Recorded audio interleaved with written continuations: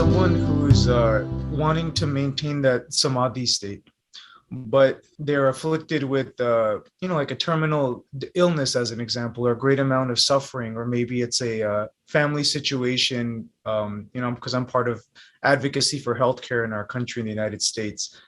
Some of us are caregivers to people who are suffering a lot, and that takes a lot of energy on our end as a caregiver, but also watching our loved ones suffer. How do we maintain this samadhi state when everything externally may seem to not give us an opportunity to even sit down to experience a samadhi state? Yes, that has nothing to do with it. In fact, state of samadhi is a perpetual state. You don't have to go for it. It stays there. It's self-activated, or it's self-created. You are only raising your frequency to the level of acceptance where the state happens to you. You're not creating, nor are you maintaining any state of samadhi. When the desires are less, when you are in total acceptance, it comes to a state where you are completely at peace. See, we can definitely, if body conditions are bad, it will give pain. If with acceptance, it does not give suffering. Okay, this is my condition. And if I can do something about it, fine. Like recently, I was reading about one boy who died. He had cancer and he had tremendous pain. And he was, when the doctors told him he has very little time to live, he started a YouTube channel. And he started motivating a lot of cancer patients. He died at the age of 23 or 24. But for a few years, like from 20 to 23 or something, he started doing YouTube videos and motivating people to survive the trauma of it. And he made a lot of difference in the society. A lot of people came to see him when he died, see his body when he died, because they all respected him for what he did.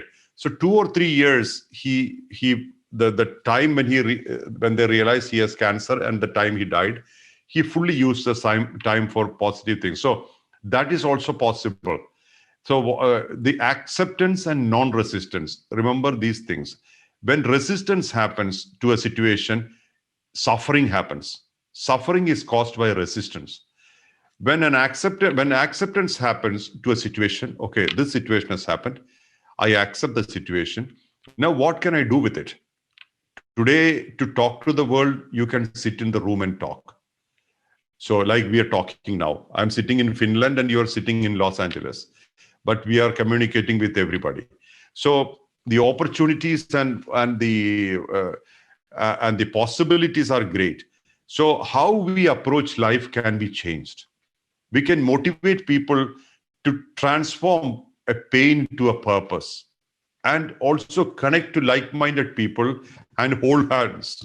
Even if we know we don't have a great life ahead. See, I do not know when I will die. Any day I can die. We all can die any day. So, and how we will die also, we don't know.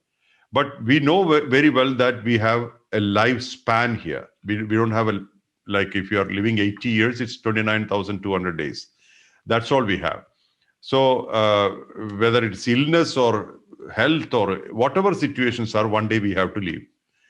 So what can we do within this time? How we can transform the world in our own way with our skills or our situations or whatever we are in, whatever condition we are in, that's the best we can do. And I think everybody can do something about it. What we have in abundance, we can share. For example, tremendous pain because of a body condition. You can talk about pain as a friend to somebody. And then that other person will start looking at some pain. Oh, this is my companion. We are living together. Like that, you can transform to something positive. I think you would have heard the story of two old people, sick people in one room.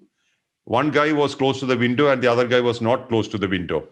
So the guy who both of them can't walk well. So they can't get up and go. So the guy who's not close to the window asked the other guy, what do you see outside? So he said, there's a beautiful garden, and on the other side of the garden, there are children playing football. Hey, look here, he's scoring a goal and all these things. And he was entertaining the guy by the sight he had. And that kind of gave images and various images in his mind, and he was feeling great about it. And after a while, the guy who was near the window died. Then this guy was shifted to that bed, and somebody else came to this bed. When he looked out, it was just a wall. There was nothing there. So all that he was telling was his imagination, what he saw sometime earlier. But what happened to this guy, he was greatly enjoying that whole, it was as if he has seen all that. So this is how life works. We can definitely do something in every state we are in, provided we have accepted that state as inevitability, and then see what best we can do from that situation. I feel that our relevance never ends, even with death. We can really leave our signature on the ground and go. There are great people who have done that. The people whom we remember today are those people who have signed on earth and went. People remember them. That's why Krishna lives today, Rama lives today, Hanuman lives today, Jesus lives today, Buddha lives, Socrates lives. All these people are still living. They never went because they left a signature here. We can all do that. We have that power. There is nothing called dead end.